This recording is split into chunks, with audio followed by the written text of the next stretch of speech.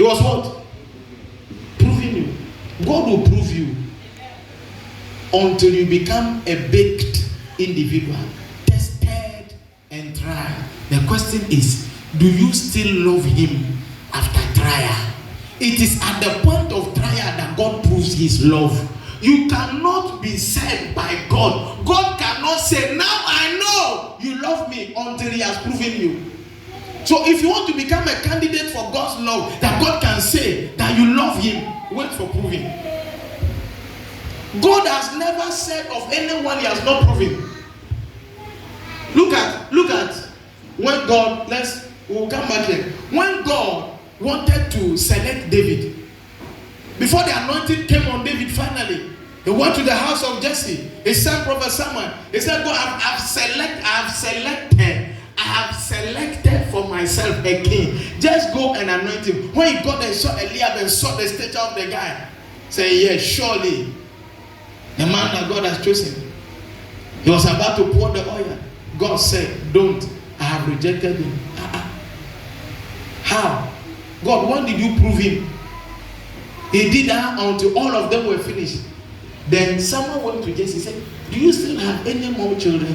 Because according to what I'm hearing, God said he has rejected all of this. But God said that the king is here. Do you still have any? Jesus said, oh, that one. That's one. He's in the bush. He doesn't qualify to be king. Forget him. Even his color is not good. He's even smelling. He is a friend of sheep.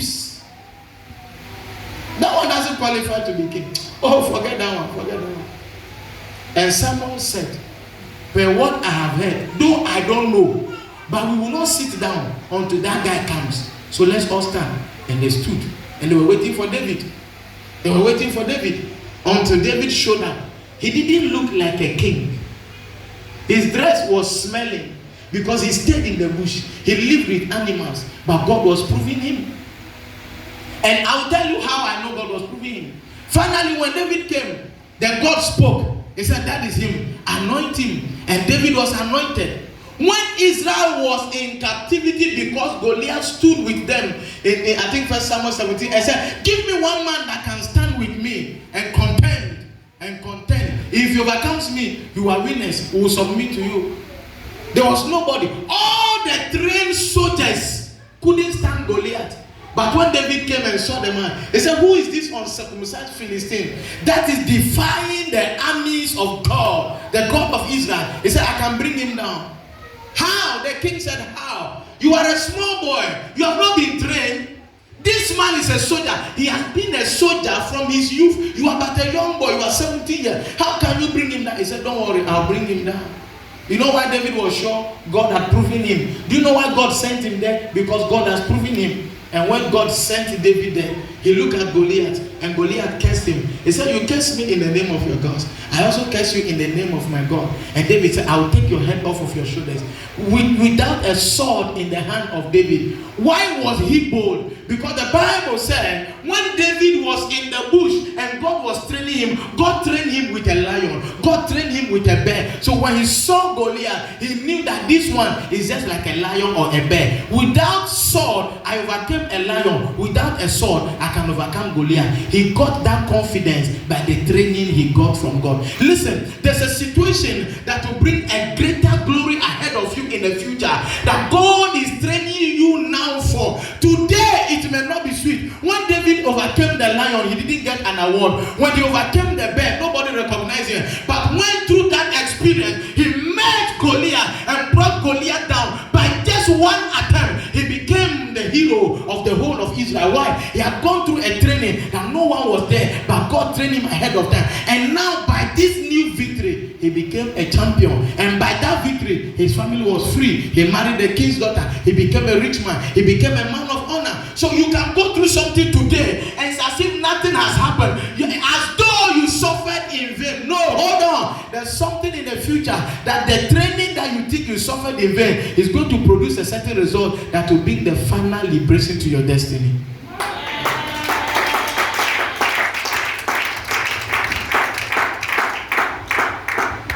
So sometimes we have to be careful the way we mock people. Yeah. The way we mock people. They could have been laughing at David. Bush guy.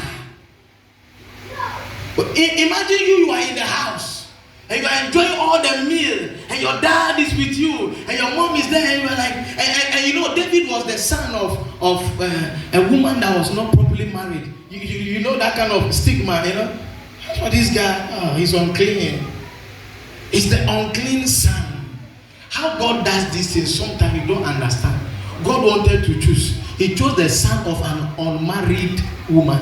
As if that was not enough. Look at Solomon. That one we will call a pattern, but it is God's own. David was selected as an unqualified son.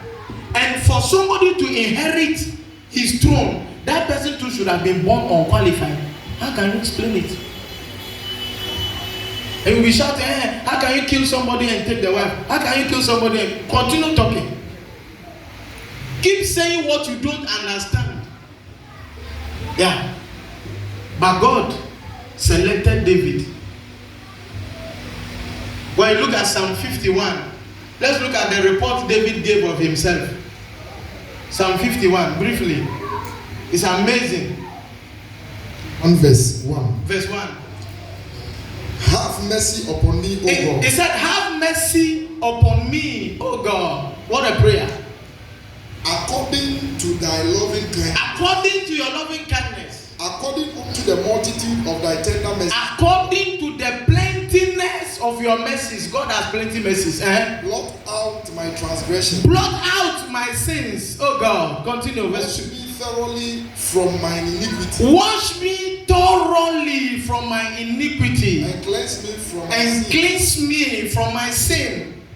Continue. Continue. I acknowledge my transgression. For I admit my weaknesses, my faults, and my sins. Is ever before me. And my sins are ever. I know when I've done wrong. David is saying, I admit, God, I know I messed up. I know the number of times I messed up. God, I know. It's not that I don't know. I know. David is saying that. I know that I messed up. Let's go. Against thee only have I sinned. Good. And done this evil in thy sight. That thou mightest be justified when thou speakest. And be clear when thou judgest. Continue. Behold, I was shapen in iniquity. He said, I was conceived in iniquity. David admits that he was born as an unqualified child. You know, that's why sometimes when people are too qualified, they end up doing nothing. You know the prayer, the parable Jesus gave about the prayer of the righteous man and the sinner. You know, the righteous man came and said, God, look at me, as for me, I don't commit anything. You know, I'm a righteous guy. I pay my tithe. I give my offering. Every week I fast. I'm a righteous guy. Look at the other guy. He doesn't fast. He doesn't pray. He's a sinner. God don't listen to him. Oh, God, listen to me. Ignore that sinner and pay attention to me. God, you know when you take me, your kingdom will be white. But when you take that guy, your kingdom will be red. And he was praying like that, as if he was singing. And God was watching. He said, I have rejected you. Yeah. Because it lies in the hand of God to give the judgment. I have rejected you. And there are some people who are going through something today because of something they did and God rejected them. You can't do anything about it. He's been rejected. She's been rejected. You can cry. The Bible said, when Esau, give it to me, look for it for me, it's in Hebrew. When Esau did not honor his first position and God rejected him, even when later he started crying and sought for that position with tears, God didn't hear him. God didn't hear him. So there are times some people are crying today. They say, you want that position, you want this. No. He has done something and God has rejected him. It will take the mercy of God to restore him. And it lies in the bosom of God. When you study the book of Romans chapter 10, he said, it is God that gives mercy. It's him. He said, I've loved Jacob and hate Esau. Is it 9? Romans 9. 27 that about. He said, I've chosen him. Yeah. So sometimes when you are too full, that's what I put something on my status. When you overprice yourself, we all know that when we want to sell you 100,000, and then you decided that you sell yourself for 1 million, nobody will buy you again.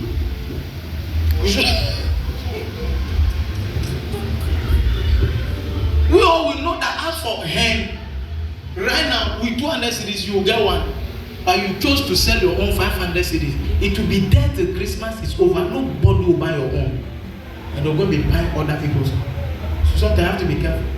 When you are pricing yourself, you must ask God, what is my value? Know yourself before you start selling yourself. When